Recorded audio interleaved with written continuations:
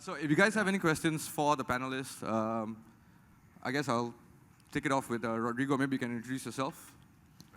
Hello, everyone. My name is Rodrigo. I do malware research and exploit writing.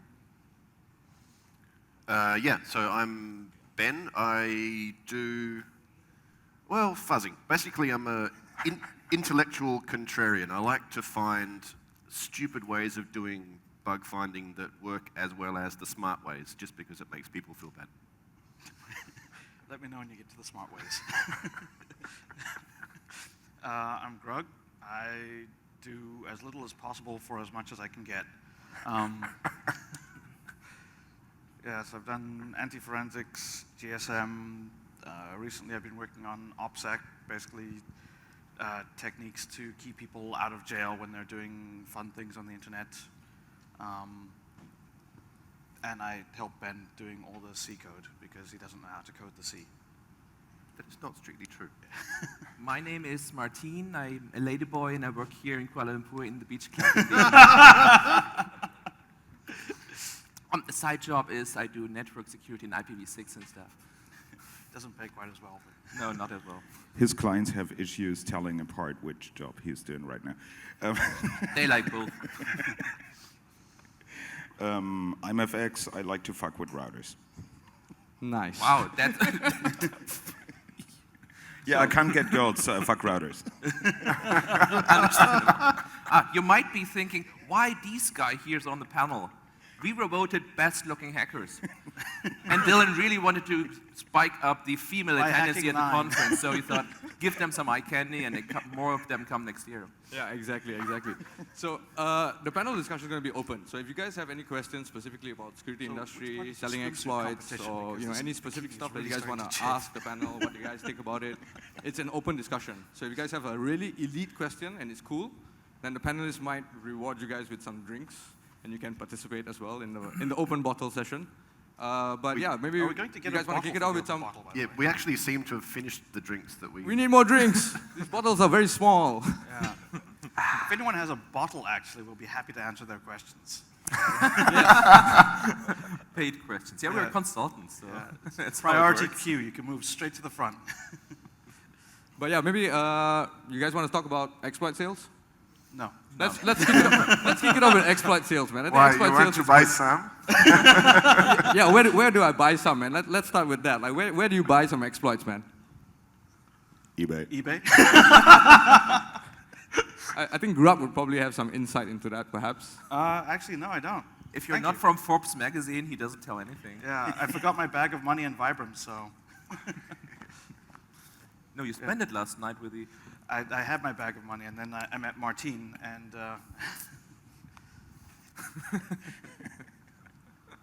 no, I'm actually not going to talk about exploit sales at all. So. Why not? Because we lack an idiot to, do the other side. That is true. If there's anyone that wants to debate the con side, which usually you don't find except in the mouth-breathing media, then we would potentially have something to say. But I think everyone up here is probably on the same side. Yeah. Whether they're actually for selling themselves How many or not. of you have actually sold exploits? I know I didn't. You didn't? I just do fuzzing, dude. Nope. I would not. For me, ethical, I would not. But if someone wants to do it, I'm fine. I mean, it's their business, not mine. Some fuck routers, and they can do it if they want to. I'm not judgmental here. I don't just want to clean it up. Yeah, I think a commonly overlooked issue with the exploit sales question is not whether you sell exploits or not, but why would people buy exploits? Like, the actual issue is that there is a market. That's not the provider's fault, and from my point of view, if there is a market, there's someone going to supply the market demand. But it worked so well with drugs when we banned them. Now they're gone. Are they? He should know. He consumed them all. Yeah, I think I think this is actually more an international law and politics issue than anything else. And you can't control it. I mean, you can say, Right. okay, it's not allowed to produce and sell guns unless you have a license and whatever. But with exploits, I mean, anybody can write exploits after some learning. How would you be able to control that? Ban the Not learning. possible. So- You're not allowed to so- Ban learn. knowledge? Yeah, works well. So I think, and this is what I discuss with international lawyers a lot, is essentially you're in the same situation as with bioweapons or chemical. Everyone can do them in their kitchen. So that's, the production is not really a problem. The only thing that is actually a problem is if you use them on a nation-state scale. Or even in a small scale, but Well, Yeah, but do you honestly think that nation states are unable to produce their own exploits? I mean, the Morris worm came out in '88 from the son of the head of NSA's R&D department. Like, you think the NSA was like, holy shit, this exploit thing, we gotta get on that. I hope TISA releases some more wares. I think that one of the things, though, that's a really pernicious entry into the exploit sales debate is this automatic connection with exploits and actual weapons that actually kill people, whereas they're not the same. And as soon as you equate them and as soon as you allow the media to link them like that, then they get to argue by analogy that, oh, they should be treated the same as fucking chemical weapons, which is just a stupid idea. Like, the damage you can actually do to a physical human being with an exploit is limited. Even if you're allowing Unless that they're in the these- ghetto, because, hacker-on-hacker crime has been escalating dramatically these last few years.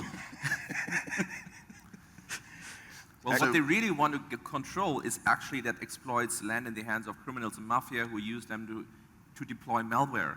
The states themselves want to buy exploits, so it's very hard for them to say, no, it's evil to buy exploits, but they want to buy it themselves. So No, the doesn't malware authors do not have the funding available to them that the nation states do. They simply cannot compete on the market, and they look for cheap and easy to use exploits that will work for a large volume of people, and that means they use exploits taken from Metasploit.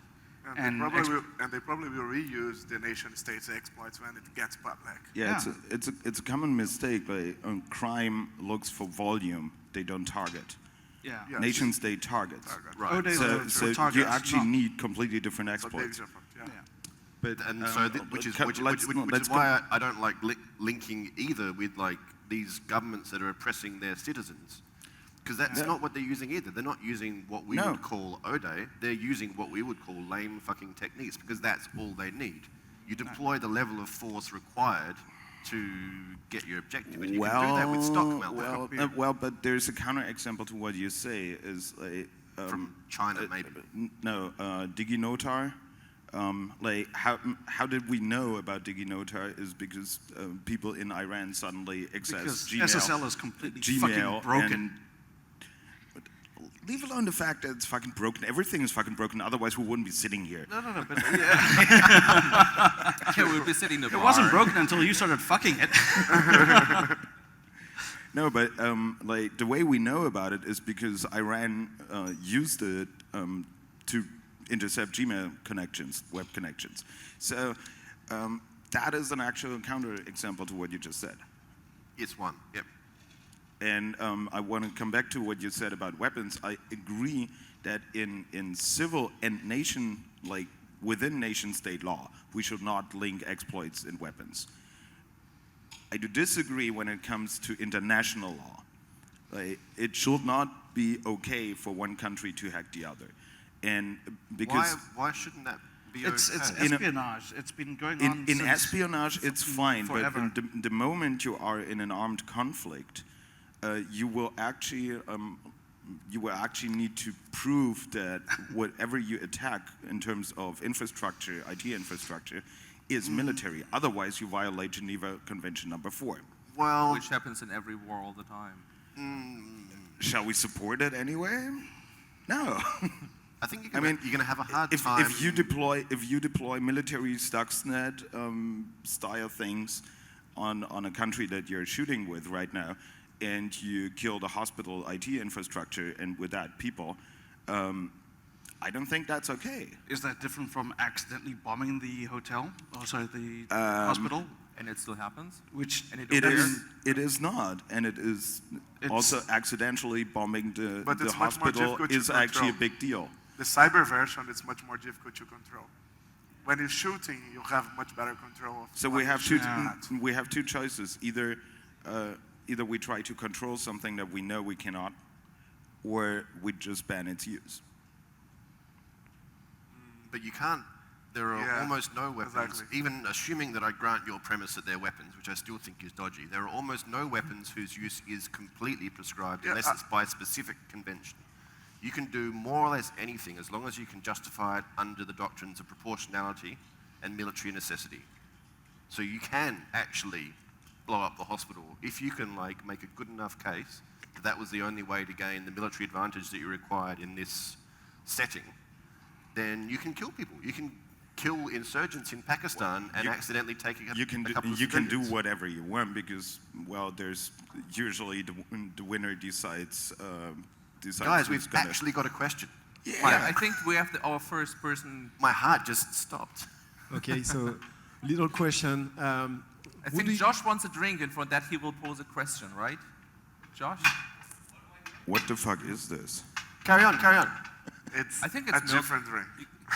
You can't go Okay, wrong with milk. is this right? really an open question I here? don't do milk. Think of it as a Cheers. router. So guys, who do you think is the best position to be the equivalent of IAEA, you know, the Atomic Energy International Agency? You know these little auditors that pop up at facility which are supposedly not military? Who in the hacker community or security community, if there's a difference, is supposed to be that? And who would be? Should probably get a group of, say, Russia, China, and the US to Maybe Israel. and Israel, yeah, to get together and police the use of exploits on the internet. Yeah, good idea. You know what's really funny? China actually mocks the United Nations on a constant basis since years by submitting draft papers that say, well, you're not allowed to use irregular troops, you're not allowed to use to hack other countries, you're not allowed to deploy malware, and they mock the UN because the United States don't want to sign those resolutions because they're like, yeah, we want to do the same. Well, But Russia US supports them. never signs anything. Like, they won't sign the ICJ, they won't sign the ICC, they won't sign anything that would allow their military to be prosecuted under international law. So this is normal doctrine for the US. Yeah. Like, that's their foreign policy. But to answer the question, I mean, as far as I know, the EFF just positioned themselves as the potential candidates for clueless policing. Now there's some internal debates actually if that was the right move. Sorry, you know, the email thread ended with, oh, no, we got it all wrong, and they didn't say that, but... Which I think is the main point. Like, anytime you would set up an international organization to try and regulate something that's actually technically quite tricky, then you're going to get a bunch of people in Geneva and they're going to fuck it up. Like, it's happened with the ITU, it's happened with the IEEE. Why instead trying of regulating the selling and going after the people who are selling it? Why don't go after the software vendors and try to actually force them to have better products? Because one of the matters right now is like, because all the researchers are selling exploits, there's less people reporting vulnerabilities to vendors, so there are less fixes. So the vendors are supposed to give the incentives for the researchers to actually sell them instead of selling to the government. I'm sure if there is money flowing from the side of the companies that are reporting really, really good numbers, right? If they start paying more for the bugs, more researchers are going to be willing to share with them instead of the government. You could look at it from the point of view of why should you ban the people who find the bugs? Shouldn't you ban the people who put the bugs in the first place? I agree. Yeah, exactly. I agree, exactly. I think everybody's blaming the wrong side of the coin. Like there are some guys actually putting the bugs there. Maybe they are not putting that on purpose, but maybe they are supposed to be responsible for what they do. The problem is the vulnerable software, not the people exploiting the vulnerable software. But pragmatically, that's in the never going to happen basket. Exactly. Because you can't demonstrate ROI for fixing a bug, or only very nebulously as a security company. Whereas as a military organization, you can very concretely demonstrate ROI because you've bought a capability that you didn't have before, and you know how you can deploy it. But it works and you everywhere have a goal else. in mind. If you buy a car and it has a fault, the manufacturer has to fix that. That's because cars Yeah, can and actually he's kill liable people, for damages and unlike stuff. exploits. So same should be with software. So guys, I had an idea in that direction with the whole discussion about like backdoors and not backdoors. So it's really hard to tell when you have like an obvious vulnerability whether that was an intentional backdoor or not. So we all know that like lots of vendors put in like developer accounts or engineering, But that's just for testing purposes. So We forgot to disable that. bear with me. It's actually a fresh idea, so it might be total bullshit. So the idea Cheers being, cheers on that. The idea being that you could actually go ahead and like fine companies for having backdoors, because it is provably not possible to find every vulnerability and every possible backdoor in code, right? However, it is also very hard to argue with a root shell. So once you found something that you would qualify as a backdoor, then the company gets fined, like a large sum. So they now have an incentive to at least remove default accounts and the like. But how would you possibly make that determination for a complex bug? Like they leave in an overflow that they know. No, and this is something I would leave to essentially evolution is how complex does the bug have to be in order to be considered a backdoor by a court of law? Okay, so you basically put a stupid tax on them. Yeah. Okay. Why not? Since people want to. I have another question then about that. You want to come up here, Philippe? No. I'm good because you can have my seat. winning beers. You can have my seat if you want. No, honestly, you're good. The thing is, don't you think that if such a tax is done, it's going to be like the patents? Because the big companies are going obviously to find a way to protect themselves from such an attack and turn it into a new entrant kind of barrier so that small independent software vendors will be targeted by the same kind of tax. It's rare to find some kind of tax or bill or a fine that is indexed on the revenue of the company. Well, then in that case, it will be useless against the big boys because, okay, I need to pay 100K for a bug into Outlook. I don't give a damn. If I'm Microsoft, I don't give a damn. If you're a small startup doing any kind of software, you're dead. So I think here, it depends on how you tax it. So you can tax on the number of users affected by the bug, or the revenue portion of revenue. Yeah. As a lawyer, would that make would that be passed into lawmaking? Based on revenue, that was actually a proposal by a German party, by the German Green Party, to have a percentage of your revenue as the fine. So if you're a small company. Or a large company, it doesn't make a difference because you're paying 1% of your revenue in fine for having a backdoor. No. It's something like that already exists. It's based on revenue. When the European Union puts damages, because on Google or Microsoft, for example, Microsoft with the internet browser, how it's embedded in the operating system, so they can't, all other browsers are in a disadvantage. They did it as part of the revenue. Very small amount. I think it was 0.5 of revenue of the year or something like that. I agree with this idea. It regulates the right that's how side. it already works. I just believe it still does not give the incentive to the researcher to report the bug. So instead of fining, why not paying the researcher who found it? And then you can demand that the vulnerability being reported is reported with a real exploit. That's going to be legally difficult to put because, into law. Because if you do something like that, then you can demand that the vulnerability being reported with a real exploit.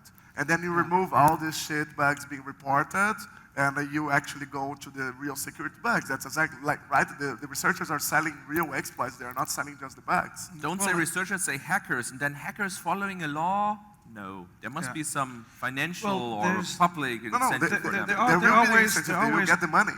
That's the incentive. There's ways you can make it work. So you could have, for example, like an insurance type fund where everyone buys in. So for example, if you use Firefox, you'd say having a secure Firefox is worth $10 to me, and you buy in at $10. And if everyone does that, then you have a large pool of money that you can use to reward people who find bugs for that. So you're able to match market prices. Yeah, maybe. I think The whiz question. Yeah. So my question is, where's it all going? Like, Hi, Matt. hey man, do we need a next web, or how are we going to solve it? Personally, I'm not aware that there's a problem yet that's been demonstrated that needs solving. I'm entirely fine if people want to like sell exploits to the military. So it's not clear to me that like there's really much overlap between protecting individual users and what we're talking about, which is the sale of military-grade exploits, because they're used by different people against different people. It's just that the public likes to conflate them because there's a thing that's going on that makes them afraid. Like the public has enough to worry about just from using any web browser ever. So where is it all going? I hope nowhere, personally. How about switching the topic? Yes. Yeah, going nowhere. I think we settled on that. Yes, cheers. Hello. Can I ask a question? Hello. Yes, please. Hello. Where are you? Can you please raise Okay, your hand? yeah, here. Over there. Hi. I'm going to divert the topic for a while. In regards to network security, right? Current affairs, anonymous. I'm going to ask more about the anonymous question. Based in regards to their principles, their philosophies of anonymous, right? Okay, their belief in the freedom of speech, liberties, and civil rights. Anonymous believes in 4chan/B. It doesn't believe in anything else. I know. I just watched their YouTube video, man. So my question is to you guys: are you guys against or for anonymous? We are anonymous. We are Legion. That's all. That's all. Expect us. Okay. Shit, I don't have a Pastebin account. Do you need an account? No. I can sell you one. I can sell you one. Yeah. Come to the free exploit. Actually, I didn't get fully the question. I don't think there was a question. There was something about the philosophy of anonymous. I think it's are we for it? They don't have one. Insofar as we understand it. So, Well, since they are not a centralized organization, I guess that different entities understand anonymous with different principles. So Yeah. some of them, maybe I agree, but maybe some others I don't. It's very difficult to actually say if you are in favor or not, since they are not centralized. They don't really have a specific mandate. anonymous as we know it now is literally a brand. So if you are a group of teenage boy hackers and you go around and you deface some random websites, you can attach the anonymous brand, and it goes from a random website in the middle of nowhere defaced to anonymous attacks, Portugal's second soccer mom. When they were more into the anti-sec movement, it was at least clearer what they were for and against. Yeah. And it was more funny. Yeah. I think it's definitely hilarious both ways, but anti-sec was funnier. Which anti-sec? The third one? Or The one before the hashtag. Now, I mean, at the end of the day, it's do you support that people can go into the streets and demonstrate? Are you in favor of the thing that people who demonstrate are you for? in favor of the right to demonstrate in the streets? So that's essentially what they do. I'm not sure Malaysia. the Malaysian. Sorry, what? When did we get that right? No, I think hacker groups can be some way of, let's say, democratic control. I mean, we have a lot. Germany is a democratic country, but still there's lots of, somewhat of the more democratic, but still things go on which are really not. And there is no other way to get control over that, to show here things go wrong, other than hackers hacking stuff, making it public. it gets up on WikiLeaks, and then you have more democratic control, even on democratic countries. Like when you deface like the Sony.my site, that helps to show that the German political system has. Every hack is helping controlling democracy and making it better, but there are some which are. I personally believe that one of the great misuses of the Computer Misuse and Abuse Act is when they go after the members of Anonymous who are using the low-orbit ion cannon, when it's basically a mass protest that becomes a DDoS. That's what I mean with demonstration. Yeah, I mean, people intentionally downloaded and started the software and said, use my computer, my IP address as part of your attack. That is the same as if going onto the streets.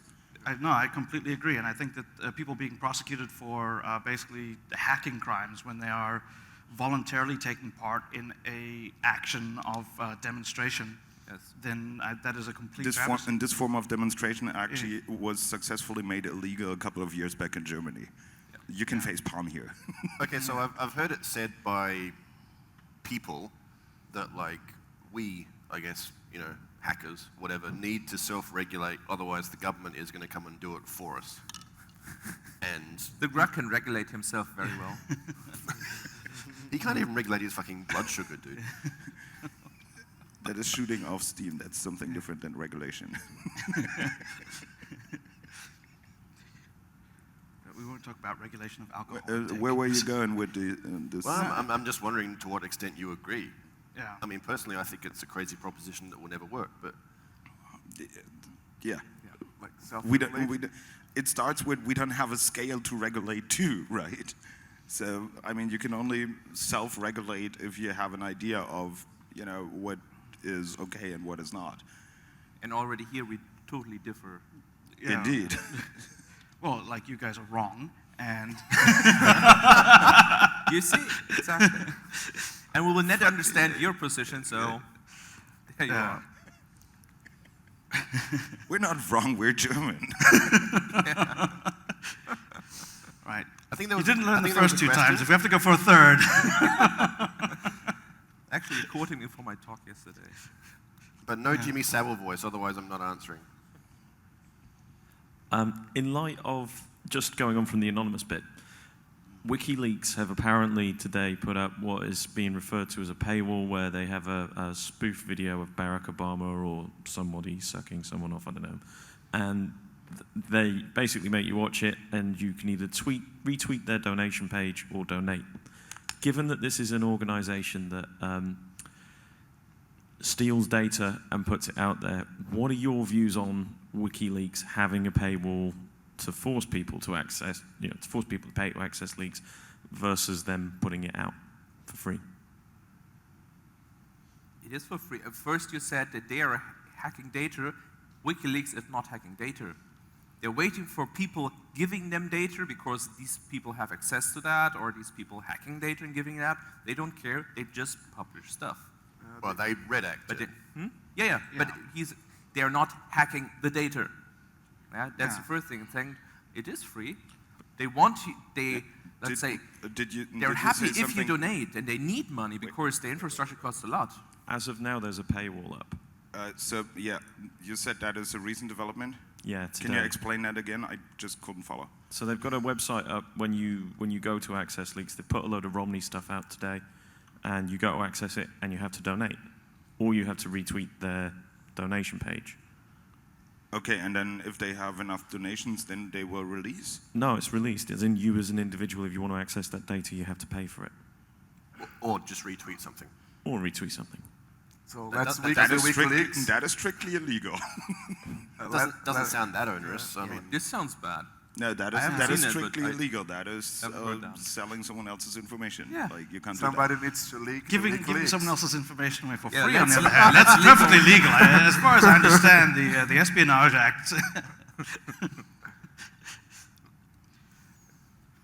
It's an interesting point. I mean, obviously, if they're trying to take the moral high ground, then anything that they do that starts to involve money is not going to lead there, because those roads usually don't. Yeah. So I would be automatically cautious, but like you said, they need money. They've got to run shit. Yeah, Ecuador ain't free. But they shouldn't do it like that. If they did that, I haven't seen that. But I rarely go to WikiLeaks, I must say.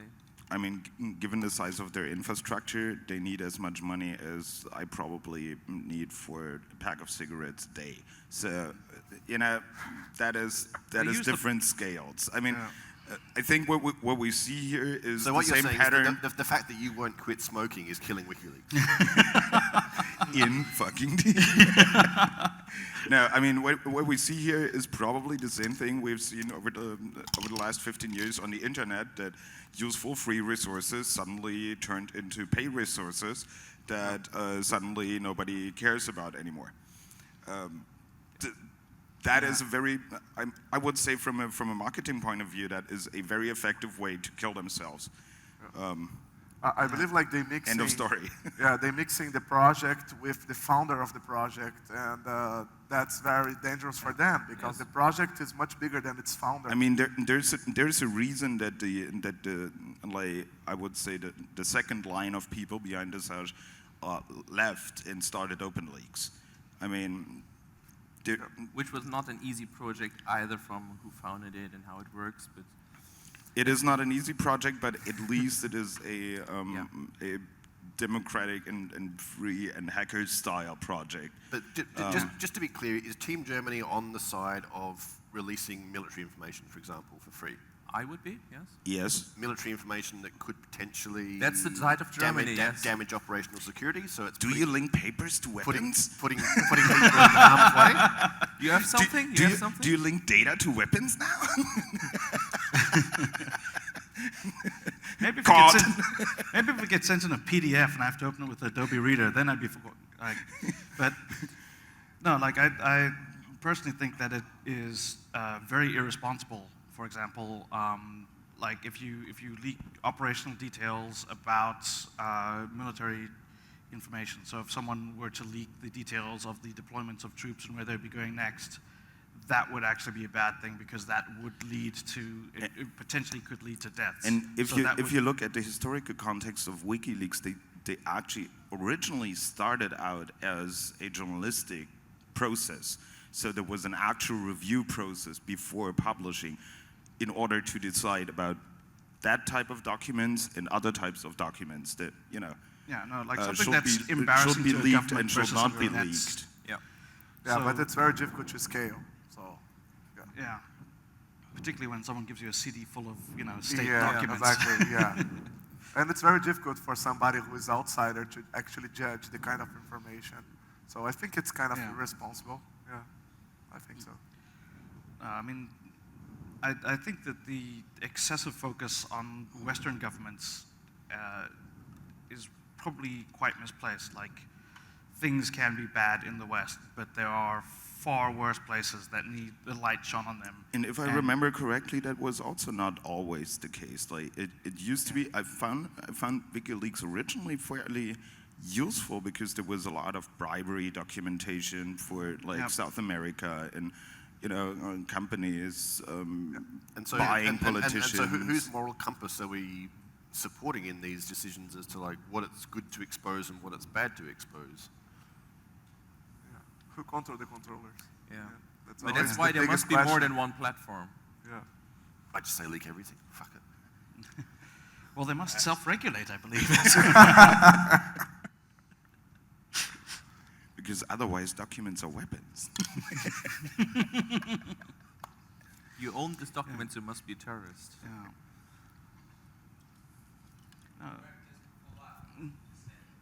Yeah. Please wait for the microphone. Wait. I was actually very surprised to hear what you said about actually leaking data about, say, troops and where they're going to be next could actually lead to a lot of damage. What do you think then the exploits are actually used for?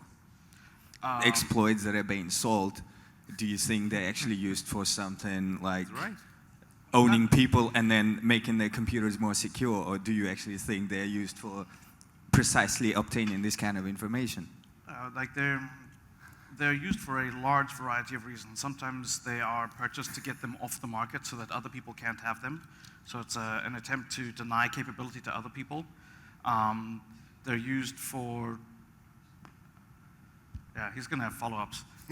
You can't trust this guy.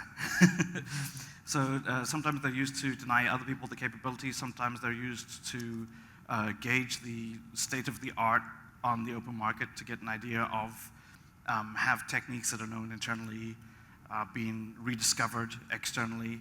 They're purchased to find out. So they'll be purchased for demonstrations. They'll be purchased for a large variety of things. But what you're actually interested in is not all of the possible reasons, but what about when they're used specifically for direct espionage purposes? And I tend to think that that's fine. That's the way that things work. Like espionage has always happened, and to a large degree, it depends on which side you're on, right? So. So which side you are on? I'm on the side of the people who don't want to kill me because of who I am. I think the broader point, first of all, if it gets misused, do we have an objective morality where we can actually make the fucking definition misuse? Because it's used by one state towards another state. And I don't see an objective way we know which side to support. But even, is it misused? Are the sellers or the finders or the researchers then responsible for that? Like, we sold it, but if you use it in violation of international law or if you use it in violation of moral principle, how is that suddenly my fault? Right, if you need to assign blame, actually, I see his question because if you're opposing arbitrary leaks on WikiLeaks, they're called endangered people, but then your Ode owns a Tibetan guy that, now they can actually read his Tor traffic and everything and know that he's in the underground and tries to kill the Chinese, and then people walk into his house and kill him and his family. I can actually see the question here. Yeah, totally. We can agree that something bad happened.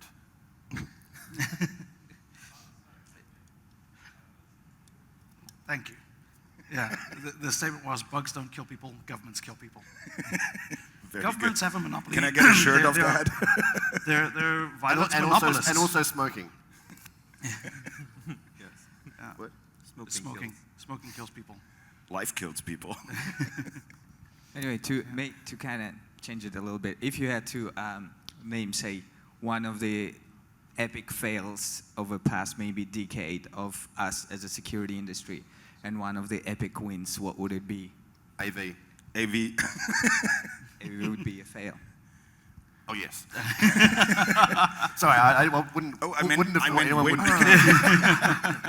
I would disagree. I think we as researchers, we made a big mistake when sometimes we go like to conferences and we show that it's possible to bypass security mechanisms. We have good intentions of sharing that information, right? But the whole security industry understand that as, hey, let's not use security protections that are available just because somebody can bypass in some specific situations. I believe we need to change a little bit the message. I don't know how we can do that because in the end everybody wants the promotion that comes with the thing. I'm sorry, but unless you manage to prove Turing's finding about the halting problem wrong, that finding stays, that proves that we got the halting problem now. I think I didn't make myself clear. No. You need to drink more. Sorry, I think I didn't make myself clear. Of course, there will be always ways to bypass the security protection mechanism. You cannot tell about a piece of software what it does. But the majority, period. No. And we need to prove that. As researchers, we need to release that. I just believe when we release that kind of information, we need to make it very clear to the whole industry that are a lot of cases that are protected by this security mechanism. But what happens is, like, if you look into the industry, we have a lot of new technology, but most of people don't use that. Are we still talking about AV? No, we're talking about fail. Because as far as I can tell, AV is one point. AV is one example. All AV does is actually enhance your attack surface. No. It makes you more vulnerable than you were before you installed it. And costs you $60. No. It also AV actually is slows down useless. your I'm not talking about AV. I'm talking about like the industry as a whole. Like, people tend to believe that you don't need to use some specific protection mechanism. And I'm not talking about AV. I'm talking about memory protection, address-based randomization. things that the modern operating systems are supposed to have, but a lot of people are refusing to go to use this kind of protections. Really? Basically because if you see people talking about, like, they, not like the I've never vendors are heard, including I've the never heard protections. of someone turning off No, no. DEP when he Yeah, came back from a security conference. No, not the EV, not the EV. Look into the market, like XP adoption against Windows 7 adoptions, like old operating systems. People tend to justify to not go to like latest versions of protection mechanisms just because there is ways to bypass that. People refuse to upgrade their iOS, even though there are known, we Yeah, would but now would call them O-days, but Exactly. there's known public attack vectors or Exactly, jailbreaks. yes, They will yes. refuse to upgrade because they think, oh, if I go to the next version, it's going to be too slow, right? They don't make the evaluation like, since the next version, Stefan Yeah, Esser has I already know. published that he But couldn't Rodrigo break is it. not talking about these people. Yes, I- exactly. I exactly The know what ones you're that talking are about. in straight talk with these guys is actually the security industry, right? Or the security professionals working companies. And those guys, they don't understand like this mechanism actually improves security. Why? Because they see people going to DEFCON and say, hey, there is a way to bypass. And they don't get the message that there is a way to bypass to specific vulnerabilities, but that's making life more and more difficult. That actually kills a lot of different bugs. Right, but surely, So I surely believe users, we as researchers are sending the wrong message to these security guys who actually give the message to the end users. I get really this- believe this is a I big get fail. I get questions from customers, from people in the audience. If I present something or this and this is not working, so you can bypass that, and they say, okay, so there's nothing we can do, right?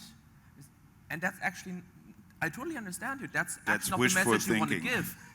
The message you want to give is, hey, there is no 100% secure. So if you, because companies usually think, okay, I buy this product, plug it in, and then I'm secure. Yeah? And we, as hackers, we must say, no, that's not how it works. But then they think, oh, sorry, so I can't plug this in and I'm secure. Okay, then I should not plug it in. So what should I plug in so that I'm secure? So that's basically the problem. Yeah, well, Yeah. the problem They want to have something which is 100%. We can only tell them, no, it's only 60 to 70% maybe. And they don't understand it is about residual risk and in risk management and defense in death. right, but Because I that's think very hard to I understand. think the software companies understand that you can't sell security because users actually don't give a crap about security. You sell features, and the security is built in, and they get dragged along whatever they do. And that's the only way to provably advance the overall state of OS security, surely, which Windows have done very, very well. Indeed. But they didn't do it by selling security features. They did it by making 7 suck less than Vista. The first Windows that was actually pretty full of mitigation techniques sucked bots. Right. Yes. Yeah, and it wasn't the security mitigation techniques in place Yes. that made it suck. And that wasn't what halted adoption. It was that it sucked. Right. Actually, I want to answer the second part of the question about Epic Win. In my opinion, it's LangSec, like the language security approaches that came out of Len and Meredith, that actually are going to change a lot in the world, I think. At some point in time. What did we last decade? So we're only since 02, right? It got some traction lately, again. So the basic idea is that you tell developers that if you need a protocol to turn remotely light on and off, maybe you shouldn't use XML, but you should probably use a protocol that has a very simple regular language of 1 bit. So you don't need a shitload of code on both sides to actually parse the protocol. That is the most simple way of looking at it.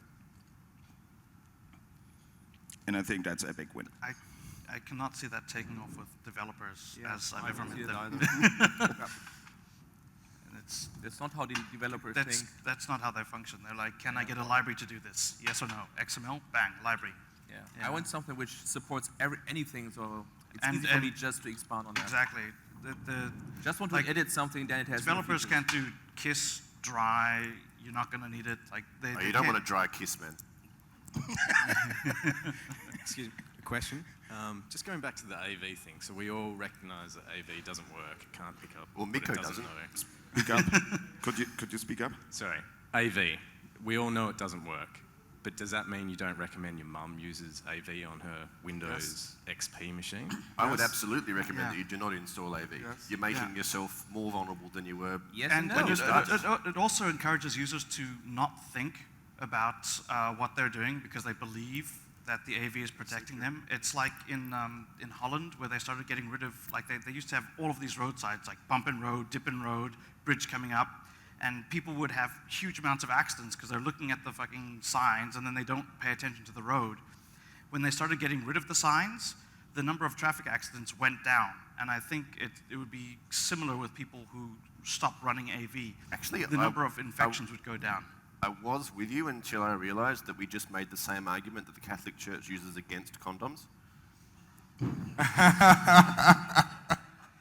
But it's residual risk. So. And now I'm not sure. Yeah, Grugq is not using condoms either. And I'm a Catholic. So obviously. I think it's residual risk, what you're talking about. Like, it stops your mum getting hit by 90% of the old drive-bys that she's getting by looking at porn. Yeah, but doesn't using Chrome and disabling Windows Software Java Defender or whatever Flash. it's called do that as well? Like if it's that old?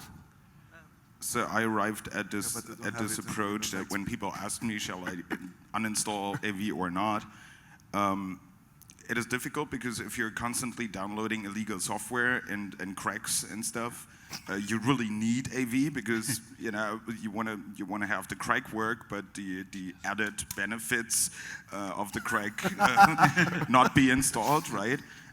So I arrived at this rule that if within the last 2 years your AV actually caught something that was not a false positive, keep it.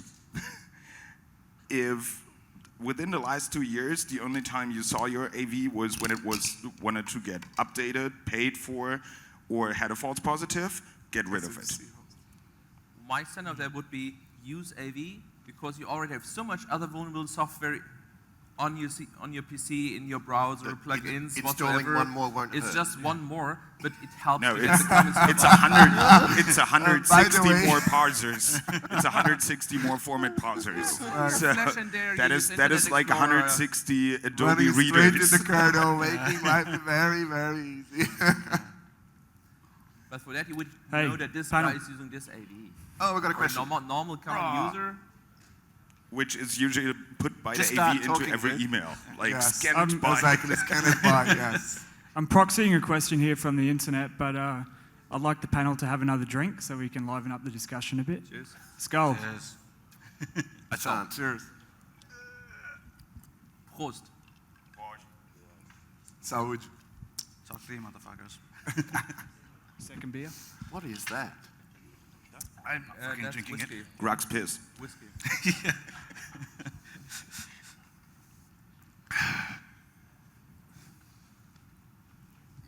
Was there a question? Zarul had a question. All right. Okay, a very simple question. I'm just wondering because I grew up. I mean, when I first learned about security, it was back like 10 years ago, where everybody was like, I mean, security is about community. But nowadays, what I see is that a bunch of people going around the world presenting at the conferences and trying to make them look good as if they are very hardcore, but they are actually not contributing anything to the community. I mean, nobody's like want to teach anybody anymore. They just want to show that they are really good. And yeah, what do you think about that? Well, I'm against people that speak at conferences around the world. You're asking that question. I'm sorry. It sounds offensive to anyone, but that's how it is today. So there's two representatives of two of the oldest hacker groups still sitting here, and the hacker group still exists. So community is still there. All right. Yeah. But on the other hand, if you say, how should I put that? Everything got so specialized, you can be sure even the old dogs, there's lots of stuff we have no clue about, or we're really shitty. We have very little knowledge about some stuff. But of course, we have lots of experience, so we're good in some stuff. So we present here stuff we know about, but we're also happy to attend other talks and learn there, because there's so much stuff. Except for web apps, because fuck that. Hey, Just fuck that. this is a good moment to put a promo for Security Vacation Club, no? Like, that's basically the whole point of the conference. Who's talking, please? Fyodor. Fyodor for sure, but I Ah, don't see hiding, him. hiding there. Okay. I think it's a great point, though, in that back when you guys were first picking up your fucking ZX Spectrums or whatever, there was some expectation that you could potentially be a little bit good at most of security in general. Indeed. Yeah. What there existed then. I think now there is no way that anyone can be a security generalist. Yeah, but at Only the if same you're time, shallow. Only if you're shallow. But Yeah. if you want to be able to go deep, you have to omit other areas, and of course, then you get specialized. Right, like web security. Yeah, Or you work at which is- KPMG, and of course you can't Nobody do cares about everything. web Yeah, security. but I mean, even back then, there was a lot more variety than there is now. Like back then, we had how many different Unices? Like, you know, Lots of HBSUX, AIX, Solaris, Visual Unix, Sonos, like all the stuff. These days, Yeah, but it's it's Linux. it was all mostly Unix. Like, Yeah. There was a lot of even back then, were most you didn't get like many guys that would know And what you to have do to if they integrate jumped it. into There a was- VMS show, yeah, right? like, anymore. there were different, like, there were different CPU architectures. Like you had to use and MIPS also and file Spark and systems, PPPC and Alpha and like x86 wasn't everything. These days, if you want to like learn assembly, x86 wasn't anything. yeah, well, like.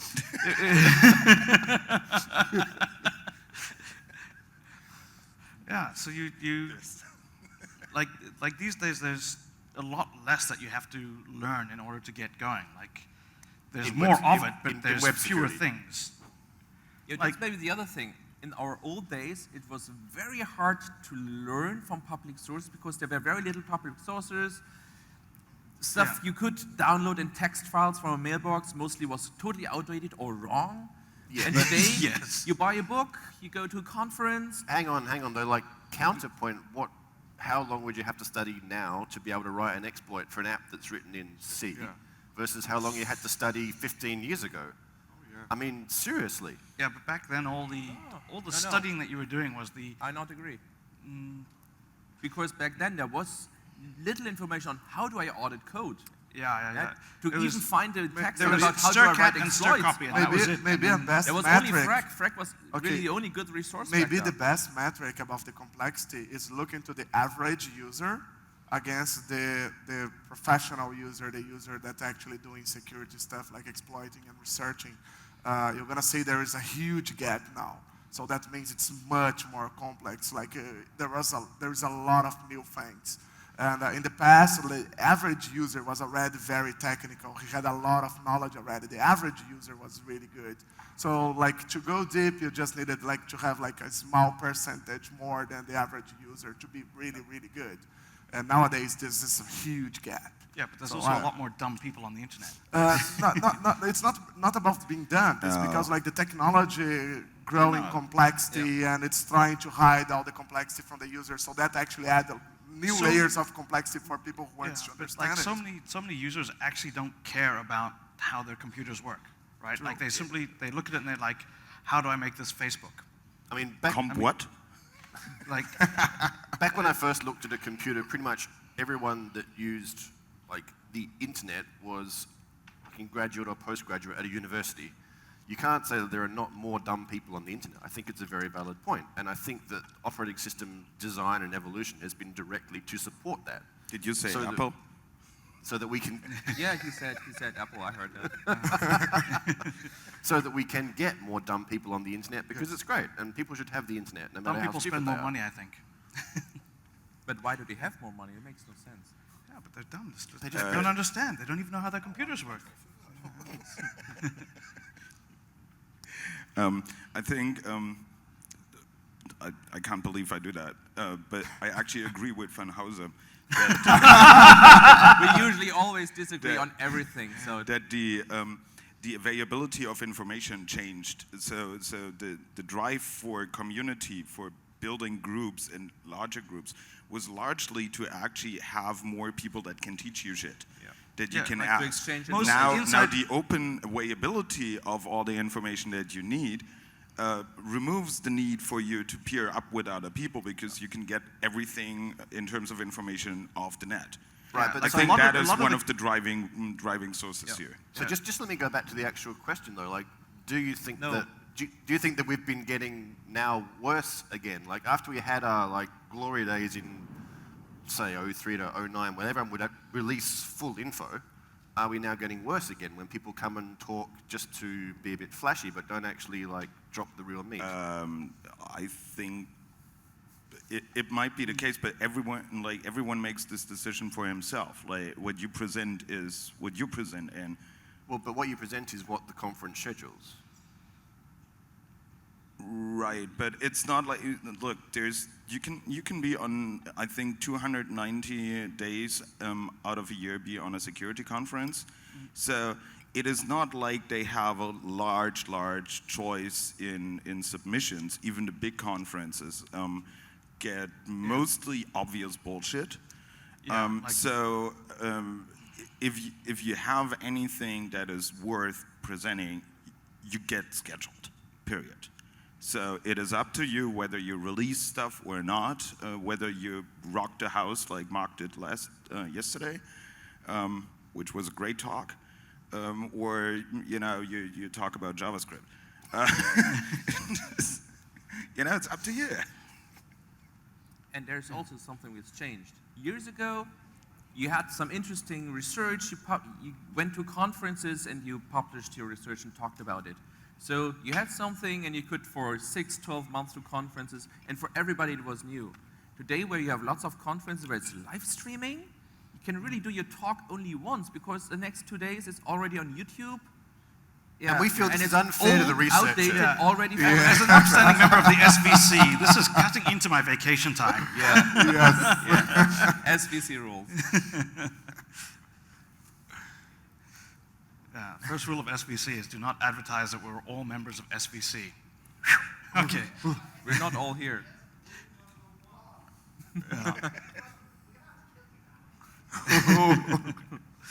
As a founding member of the SVC, fuck off and die. What the hell is the SVC? Security Club. Fucking Swish started a fucking Facebook thing, and Theodore was submitting everyone that friended him. There was like 500 members. Dude, you know the mic's still on, right? I don't do vacations, so why would I know? That's the point. That's the point. Don't go there. Can we have a smoking break? Actually, I was going to say, like, can we either have a toilet break or just a curtain? Any one of the organizers here, can we do a 5-minute break?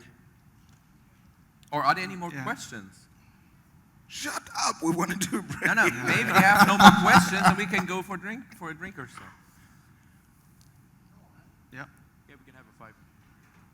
Excellent, thank you.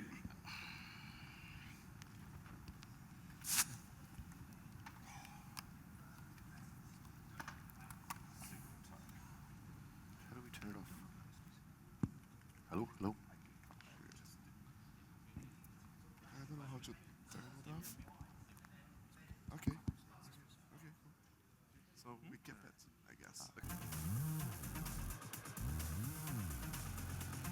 Hi, Marc. I take Hardware as the co-host.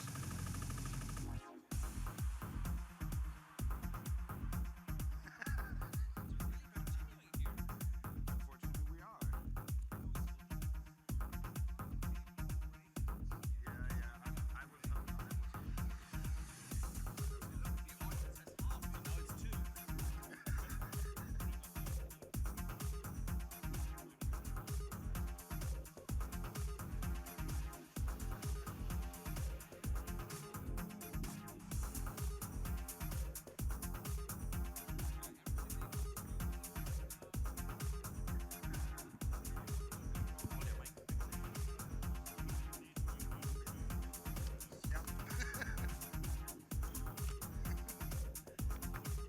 I was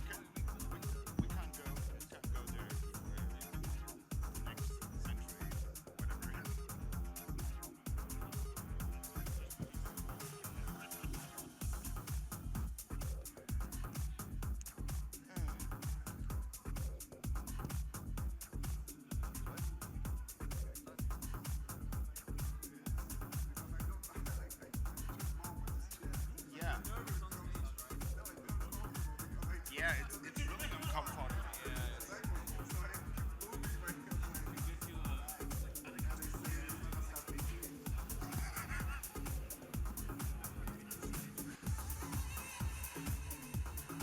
I usually don't sit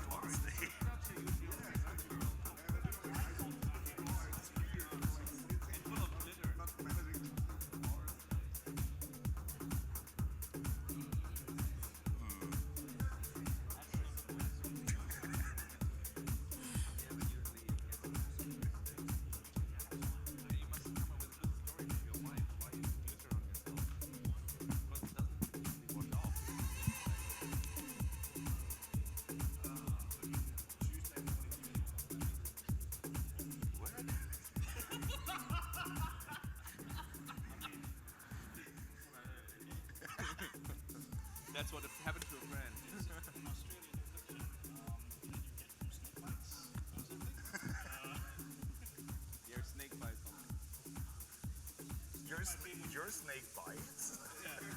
Mine just pukes.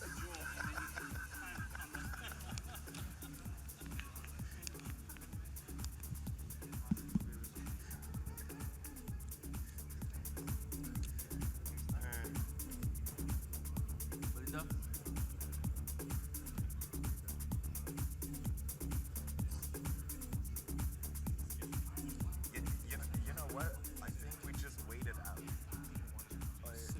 We just sit here and don't say anything. I mean, it's only 42 minutes left. Welcome back, everyone, to the open bottle session. We now have a new speaker on stage, Saumil Shah.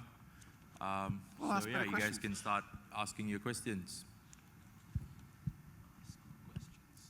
We have half the audience we had to begin with. Obviously, we're very Obviously good. going well. We've stripped out the dead wood and.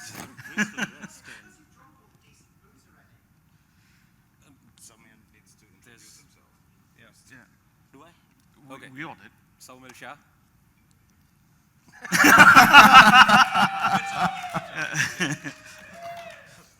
You'll be judging the bathing suit competition later, and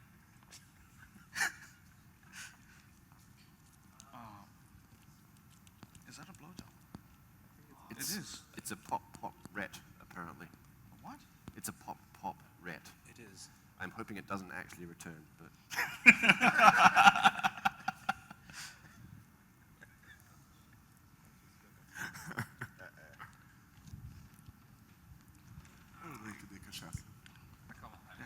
Oh, you have asked questions for us to drink or what? Yeah.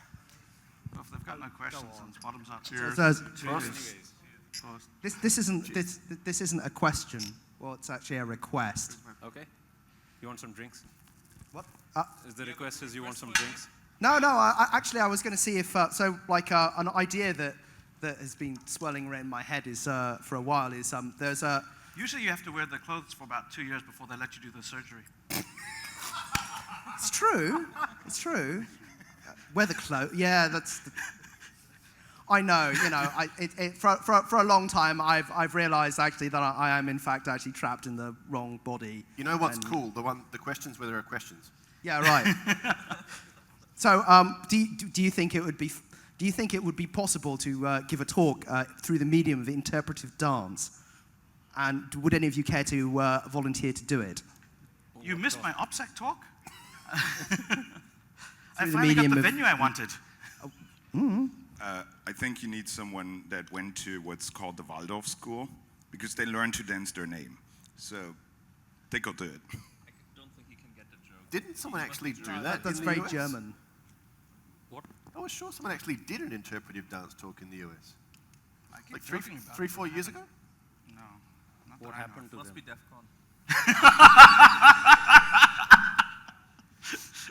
CON. So, strictly speaking, when Dan is drunk and speaks, it is very close.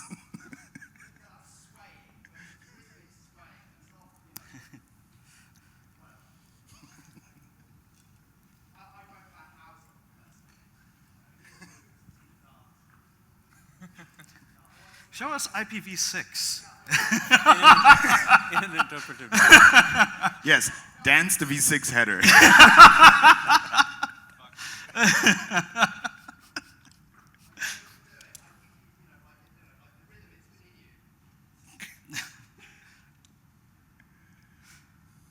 Nurse? He doesn't seem to be up to it. They found out I disabled my microphone for a purpose. Fuck. Here's a question on security. Thank you. Thank you. This one's for FX. Based like your talk about Huawei, how you demonstrated they're not very good. Maybe they don't care about security at DEF CON. Did they ever follow it up with you? You couldn't find a security contact. Did they ever contact you about? Oh, they actually, I actually ran into them. They're sitting right in front here. Yep. Wave guys, this is about you. So, so they actually have security contacts now. They actually even have a PCERT email address. And they filled out the OSVDB form. So if you look up the vendor Huawei in OSVDB now, you actually find someone to talk to and don't have to drop ODE. I'm not sure any of us ever said that we don't believe that Huawei care deeply about the bugs in their products. As every vendor. You know, like, that is the only thing that unites all of the IT industry. We take the security and privacy of our customers really seriously. That's why we publish them on the internet. Like, have you known a vendor that didn't use that line at the beginning of a security response statement? Oracle. Yeah. Because they never respond.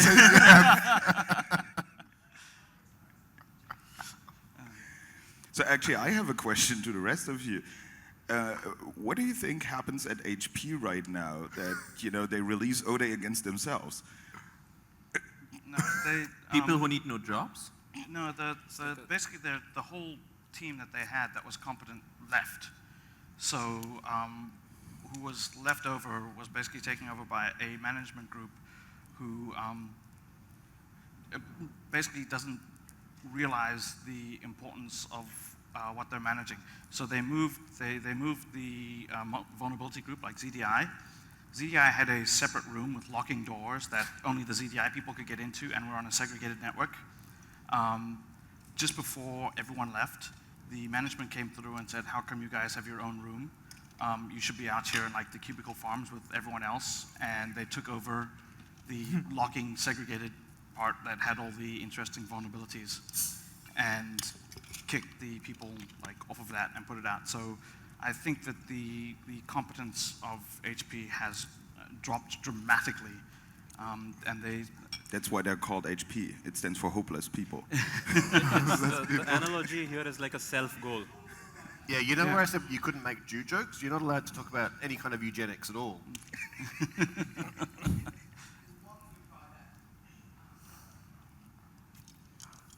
He's just waiting for a better offer. Yeah. There's a rule, I think it comes from the US military, that in sufficiently large organizations, if you look long enough, you find someone competent. Yeah.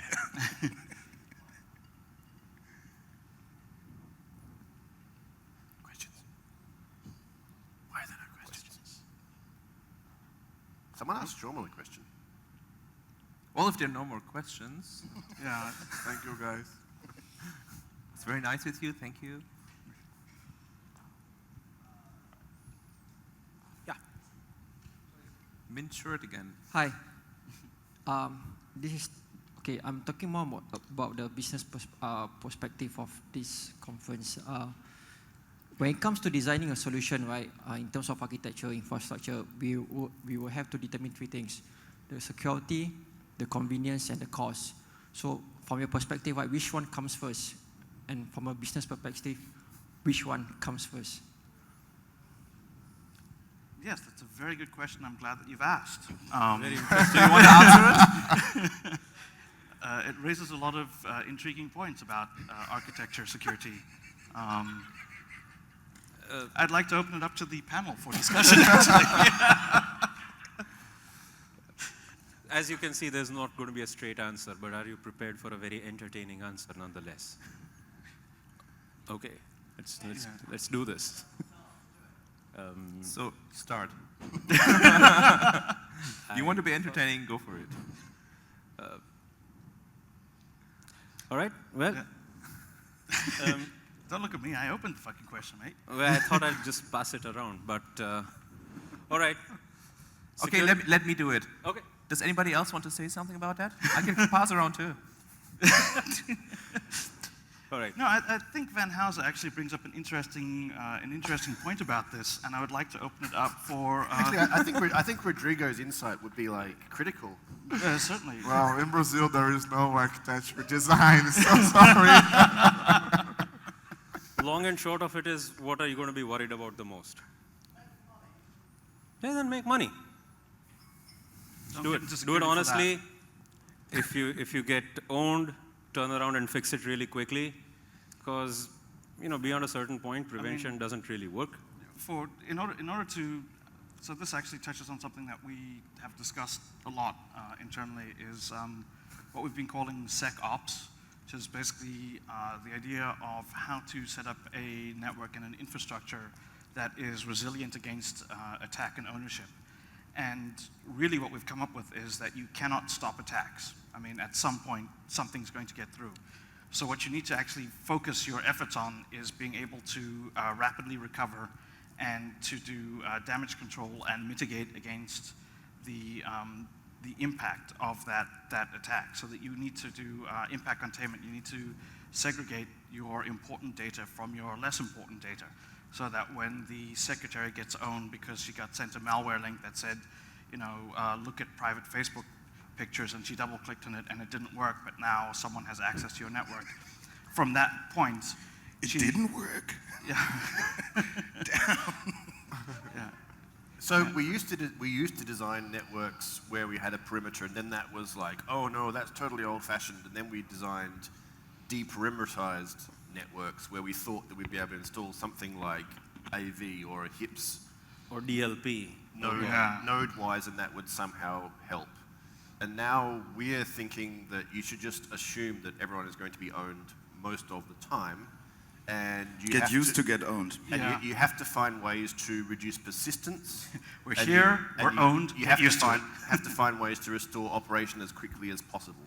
Because if you can restore overnight, if you can be back operating overnight, then you don't care if someone trashes your entire rack, because you've now got a push system in place where you can rebuild and get back in business. But no matter what strategy you follow, if you're looking for convenience, as in no work, it's not going to work. Well, it's pretty convenient if your whole architecture rebuilds itself automatically overnight. But you getting to would that have point built it is to begin with. a massive investment. Like, so deploying and using SecOps properly, once it's up and running, it's basically push button, because you're just rolling out new images constantly. However, getting to the point where you're being able to roll out and configure automatically and run with new images is a huge amount of work. It's if I compromise the system, automatically my backdoor is rolled out to all the systems all the time? That's very effective. That's cool. That is very convenient, which is actually one of the major problems. That's not really very different to how it's like a Chinese approach to the problem. Or you could just sell the firewall or the switch and skip all of that. But no, so there are significant problems with Chef and Puppet, which are the two main DevOps programs which get used for that. So if you can bring up a box in a Chef or a Puppet environment, they are configured to SSH in with credentials and then SU root. So if you bring up a box in that IP, in that IP range with an SSH listener, you automatically get credentials to then access all the other systems.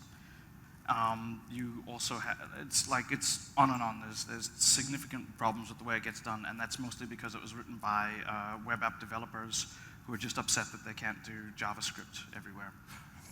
I actually saw that there's low-level JavaScript coming out now. LLJS. That would really help. I think that one of the major problems with CPUs is that they don't actually support JavaScript natively. Yeah. I mean, we should just.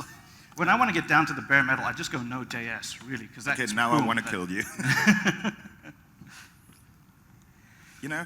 Do you realize that when you say something like that straight-faced, that some CPU vendor will actually go, that is a good idea?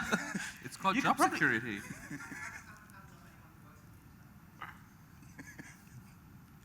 To add to your stuff, though, I just want to make one little point. If you have vendors supplying you with stuff, make sure that you have SLAs for security issues, because when you report a bug to them, those donkeys come back and say that this is a change request, it's going to cost you more money.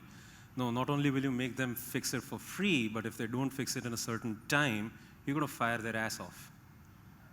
This is a procedure that big management has to buy in. Unless they do, guess what? We're going to be just struggling with these things and keep running from pillar to post. It's not going to work. Saumil, I've been in the IT business for an awfully long time, and you know as well as I do that those sorts of things those sorts of ideas carry very little weight with management who are essentially looking at the, like the bottom line. Security is not viewed as contributing to the bottom line, because you only notice security when it goes wrong. Yeah. And the rest of the time you are fixed cost. And that is something that's something to be, we're the damn fire extinguishers of the industry. Yeah, I mean, and the thing is that nobody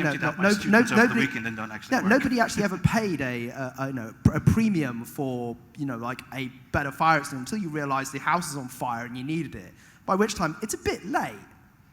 And like I cry bitter tears for those of you that work on the defence side, but you chose it. Yeah, well, that's it's the price we pay. I mean, like are you actually stream? Is all this being streamed? Yes. Oh, okay. I won't mention the bit then about how like I basically am still just employed so I can abuse my employers. Generosity. Yeah, thank God you didn't do that. Yeah, I know. Thank God. I don't care. Clever guy. I really just don't care. OPSEC. Yeah, but you're right. Security is like backups. You only miss it when shit goes wrong, and with backups are no longer of any business use, because if they were, we wouldn't move everything into the cloud and then have Amazon lose it. It already is in the cloud in Beijing, so. Huh? What was that? It's in the Beijing cloud.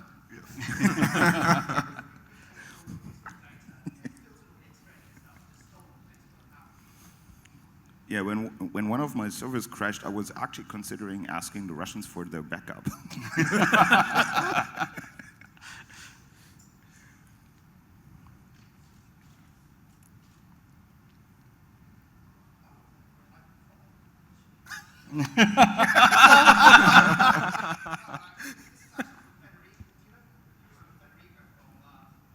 Yeah, Echo Party. Hey guys, I've Well, I think there was a question. Yeah, after Grugq's talk yesterday, he told a bit about the anonymous group and said some excerpts of the police reports and how they made very stupid mistakes. I wonder if you can share some stories about people who recently got busted doing stupid stuff. I think you're too old for that, right? Yeah. That's the young kids who do that. You got to be young, dumb, and full of cum to break into things for fun these days.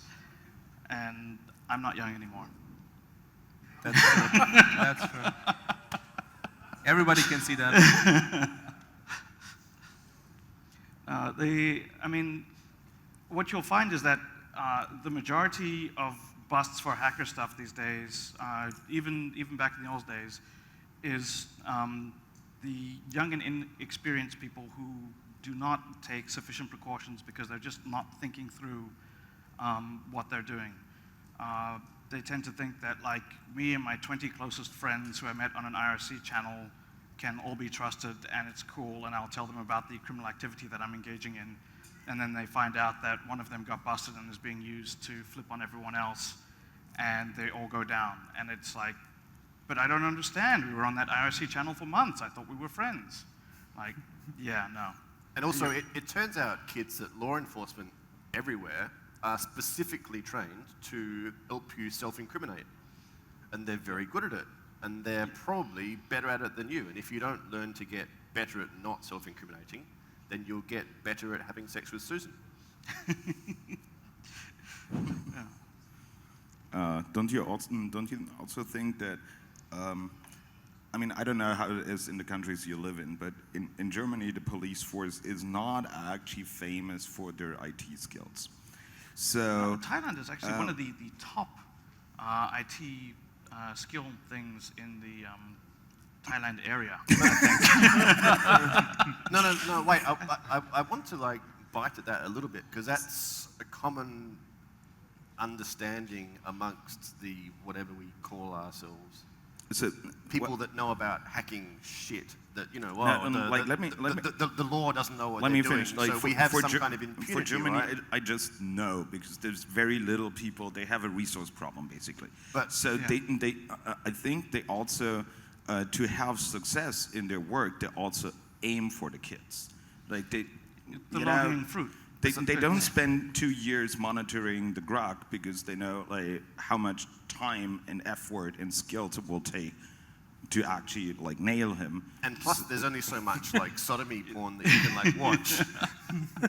They'd run out of disk space in no time. But no, like it is true that like people get promotions for busts, not for ongoing investigations. There is a strong incentive to go after the quick and easy wins, and that means that they tend to go for people who are not incredibly technical and sophisticated and clever and stay out of their way. They go for the people who are young and inexperienced and don't know what the fuck they're doing. And I think the point that Ben was going to get to is a lot of us tend to get caught up in the geeky aspects, like the sexiness of the technology, and ignore all of the human factors, which are actually the things that you need to worry about in the real world. So, for example, as I've said several times, like, so Tor is an effective technological solution. In terms of a police force, Tor is sufficient to keep you from the police being able to trace back your IP. That's just not something they can do. Tor is not going to help if you post on a forum under your real name. Like, they won't know what IP you came from, but if you fuck up the important things of, you know, not actually revealing who you are, what you're doing, and so on, Tor is irrelevant. Facebook.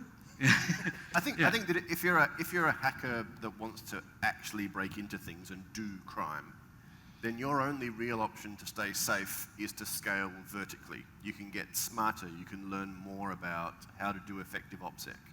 Whereas law enforcement has the option that you don't have, they can scale horizontally. And they can scale that way in a trusted network where you don't have to worry about every second person whether they're narking. And it's a tool that we don't have access to. And it is an effective way to multiply the force that you're applying to your adversaries. And so you've got smart guys that have been done just because they were only one dude. They didn't have the capacity to out-resource the combination of tools plus more cops. And at the end of the day, it's the definition of law enforcement's job is like reduce the amount of criminals drastically. Like they know it's like security. They know that they can't have a criminal-free country. Also, they don't want that because then they would be out of jobs. But you know, it's economically proven that it's not a achievable goal. You need the boogeyman. Hacker proved that like on the 50s. Yeah. I can see that in Brazil. This is you will need to start with your government, I guess. Plus, all the good music would be gone. So.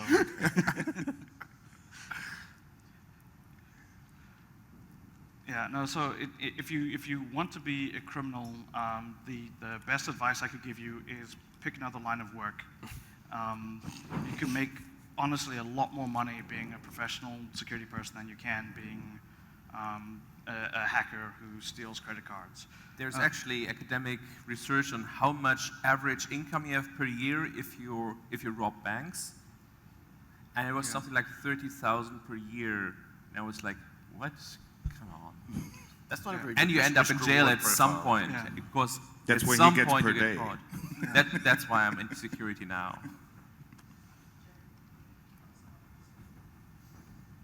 You're gonna make us all sound like whores, dude. Oh, sorry, you aren't? We're mistresses. We're full-time employed, mate. Yeah, we have a question from Twitter. Are we taking Twitter. Twitter questions now? If it's soggy and I'm not answering. Who? Soggy. I don't know what that is, but some guy named Gogan, he asks, what keeps you interested, still tinkering with toys, chasing the money, or something else? It's the girls. It's the girls. Definitely the girls. All about I'm the in it for the groupies.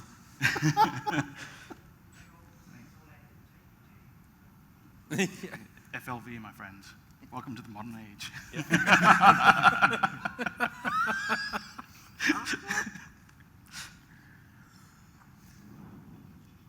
You don't have to be interested, actually, to make money. I think that's a common myth. Yeah, we don't actually make much money. I mean, compared to if we become quants and gone into finance, like the level of intelligence you need to do that is pretty much the same, well, not as all of us, of course, but you don't actually need to be that much smarter than the average bear to make a fuck ton of money in finance. But it's not as rewarding as computers has been for us. You look at the Societe Generale, the Bernie Madoffs, and the UBSs and all that. How many billions have they made versus a few hundred millions that probably all the Sony hackers and everybody together have made? Yeah, you can tweak the goddamn LIBOR if you're a quant. You can't if you're a hacker. Who's a bad guy here? That's a question. So I don't know about you guys, but I still enjoy looking under the hood of stuff, of products. You mean you work as a mechanic to supplement your income? Yeah? You work as a mechanic to supplement your income. You could think so, yeah. No, I mean, I find it interesting to, like, when you reverse something where you take apart a product, you see the thinking behind it, you see how those people work, and sometimes you're impressed. Not very often, unfortunately, but sometimes there's code where you go like, coming from FX, wow, I will bet my ass that this is insecure, and you read it for 2 weeks, and then it actually isn't, and you learn something, and I still enjoy that. I think the new stuff angle for sure is like, yeah, always. Because I'm coming off a long period of basically maintaining a code base. Like, you write a hacking bug finding tool and then you end up like suddenly, holy shit, how did I become a developer? Like, I know about like source code management and horrible things. And the effort it took to teach you that. I know that feeling. And holy shit, why am I writing a debugger? Then after a year of working on shit, you go and do like a few weeks of something you've never done before, and you suddenly remember like, oh, this is why I like computers. Okay. Yeah, I think what is a big difference in the security hacking scenes compared to other areas of work is that we do it because we are passionate, because we like what we do. And you can, especially in our area, you can only become one of the good guys in your areas if you have the passion. Because you have to invest your free time. You must go out, search the information yourself, teach yourself.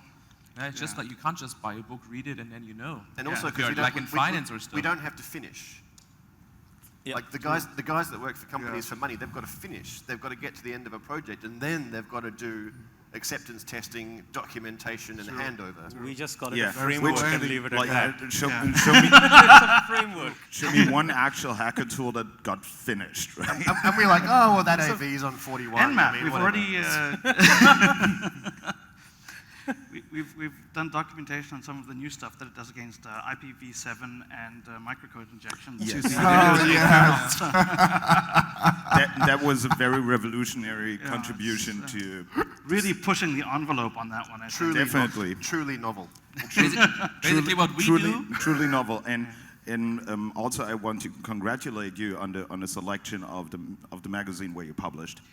We actually did a huge search. We evaluated whether it was going to be ACM, IEEE. ITU actually wanted to put it out as a special supplementary document to their existing documentation. You've got to find a publication that's worthy of that kind of article. Right. Yeah. It was really, we almost spent as much time looking for the magazine as we did writing the article. I'm pretty sure. We didn't position it in the Gartner Magic Quadrant, though. No. The Magic Quadrant's not ready for dicks. You know what scares me about the academia world is that I'm sure in 2 years when you look at citation databases, you will show up there with this document being cited. Belts and braces. They're going to be terrified that one of the authors is going to be on the review committee for their paper when they submit it. So they're just going to have to make sure that, like, actually, it is cited. Yeah. From what I've seen of academia, like anything at a security. I'm dead. You just died. Anything that is delivered as a security conference is like free for them. Or in FRAC. They don't have to cite a PowerPoint. Yeah, or FRAC, by the way. Not that I'm bitter, mind you. No, apparently they're all young, attractive college women. We'd be happy to if they want to send some over to interview us for a follow-up article, perhaps, or follow-up article.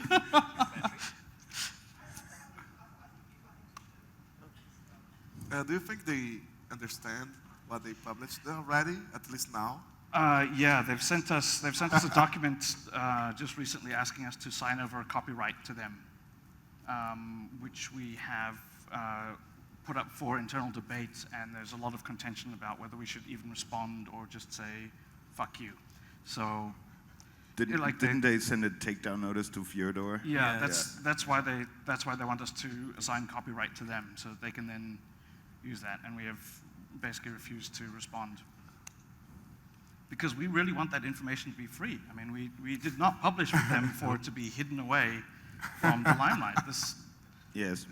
What use has a middle finger if you can't show it, right?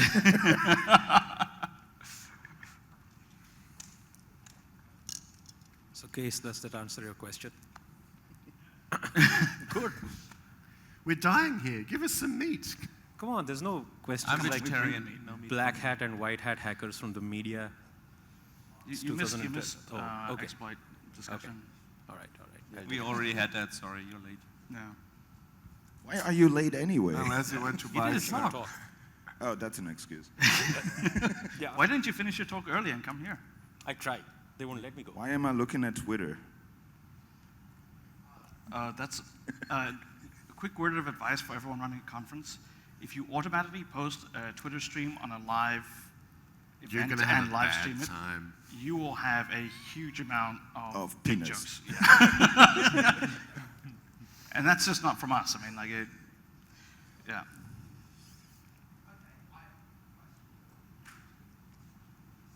Emerson's on the roll. So he's jealous. He would like to be here with the SVC club and stuff.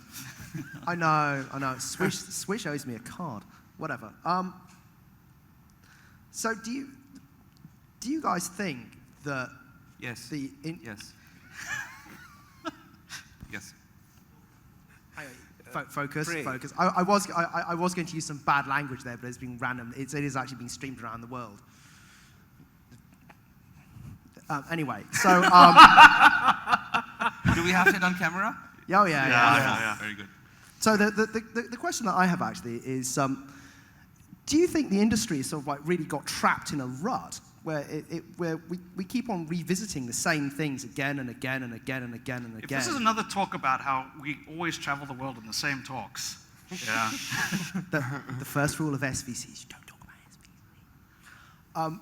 But do you actually really think that that especially in the conversations that we have with vendors and like that, we are actually essentially trapped in the same cycle, and we're actually trapped more by the business model than the technology, and we just seem to be going round and round and round in a circle with very, very little real progress.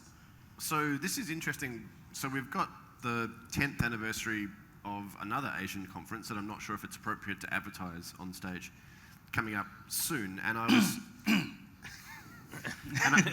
was looking at the presentations that were given 10 years ago, and I was like, 6 of them, I was like, they could do that today, and it would be just as relevant if they would go and do like the research again. So it turns out it's not us that are going in fucking circles. There's no one's fixing stuff. The people still submitting the same presentations year after year. Well, that too, but they have to because it's not fixed yet. However, like a Windows kernel presentation 2002 and today will look significantly different. Right, they would have to do the research again, but the topic is still... Yeah, if you just take the title and maybe the abstract, which doesn't go into specific data technological detail, so much of it would still be relevant as things that need to be looked at. And how are we doing so badly where the same problems are unsolved? They're unsolved in different ways, but... No, but you also agreed that the research would be different, like you wouldn't have to do it again. Of course. IPv6 is still an emerging technology. After that long time. Yeah. No, but seriously, is physics useless because we keep dealing with Newton's laws? No. But they're tricky. And like, the same as like we do see developments in innovation and evolution. Like, but are we going round and round, as in going up some mountain, or are we actually just going round and round and round and round? I think we're going round and round and a little up. Yeah. I have no problem with that though. It's fun. Pays well. Pays really well. Well, I mean, so my observation is that you look at. Actually, if anyone cared about your observations, you'd be up here. Yeah, that's true. From the amount he's talking, he should be sitting here. Yes. Yeah. Okay, whatever. I mean, but you look at other you look at other fields of science and the like, and you actually see like understanding being built on top of this. Like for instance, yes, Newton's laws, good first approximation for the laws of physics, but then you delve deeper and you learn more. Whereas we seem to be going just round and round. And so did you notice how long that takes in science? It's not like every week there's a conference and then they have a new field. They don't have 290 days of physics conferences, I'll tell you that. They usually fail for like a couple of 100 years and then figure out, well, that was the wrong direction. So somebody dies. And that is totally okay. So we're actually not doing bad considered the short time we consider. We concern ourselves with computer security. Yeah, well, computer science as a whole has not advanced very far in more time than computer security as a field has existed. Yep. Right? Like if you look at... I think it takes a special kind of arrogance to look at how little we've done to actually apply any security and say that we're not doing badly. As an industry, really? As an industry, we do bad. Pretty much anyone can get owned at any time. How is that not doing badly by any objective yardstick? They're hard problems to solve. Well, it's not easy, and you've got a ton of people fucking... The security competes with so many other interests. Yeah, and other than the people on the stage, it's pretty unsexy. I mean... It indeed is, but Ben, you could ask the same question about user interface design, yeah? How is that we still click around badly designed user interfaces? I could talk about building cars, and we've managed to make cars where you've got a statistical chance of not killing yourself every time you get in one. But we haven't managed to do that with computers at all. How long? Not even a little bit. Quite a bit longer, though. Yeah. Who died? Good question. On the internet? Hacker-on-hacker violence has increased in the ghetto today. It's another O-Day attack, leaving 3 dead.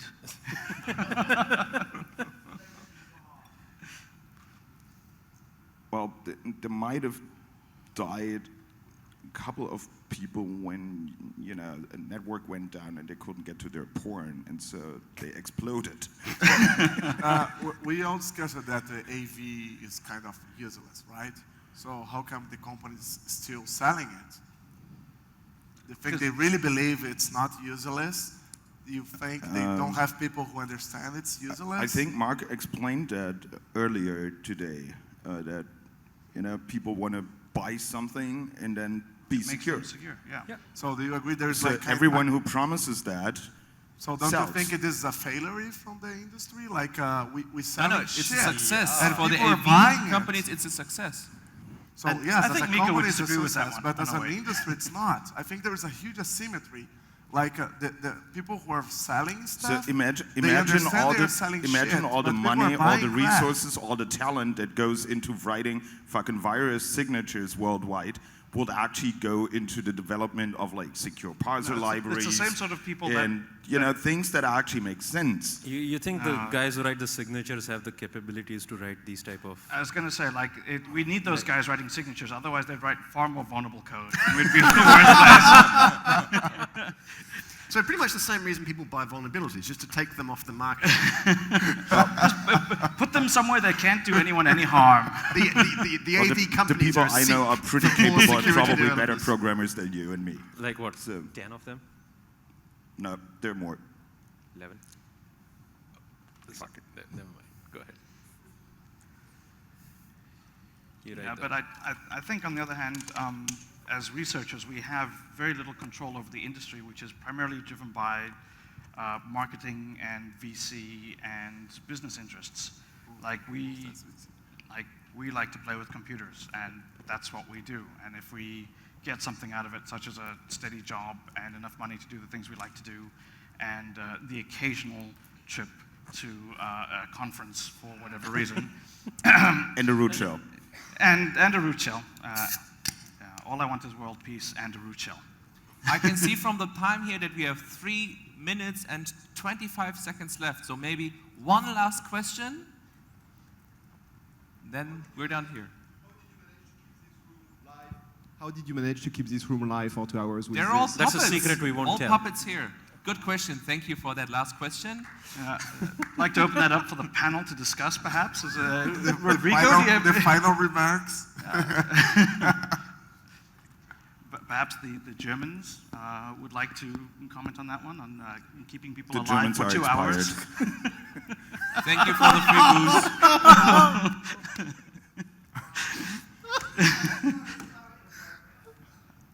I'm offended by myself. I want you to know that.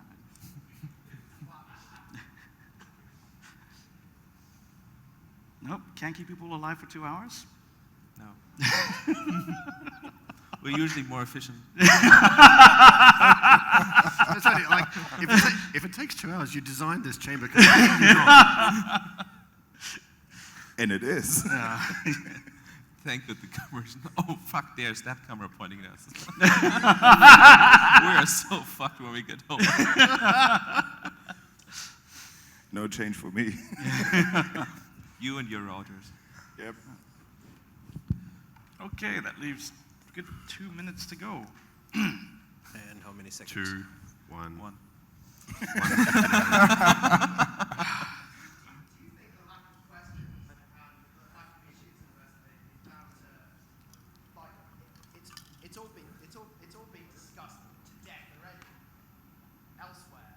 No, just because our answers were so good. I think that our penetrating insight has just leveled the floor, and people are terrified. You mean the 5 people? Yeah, both of the other audience members are. I have a question. How many SVC credit did we gain assisting to this conference, and will that enable us to repass our failed CISSP 5 times? You lose 2 ethical points for joining SVC, but you gain. But then you lose another 10 for talking about it.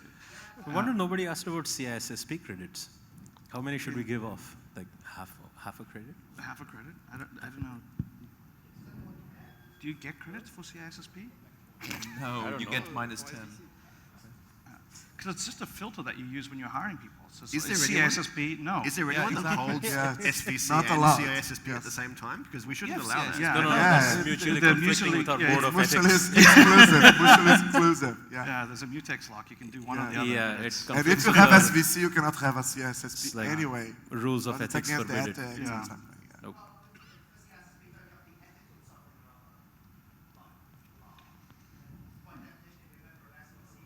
You realize there's no E in CISSP, right? I know the alphabet's different.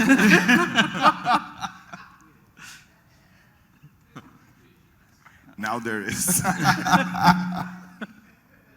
Yeah, well, like up here, I think the only thing that we all hold in common is that we're certified Unix network technicians.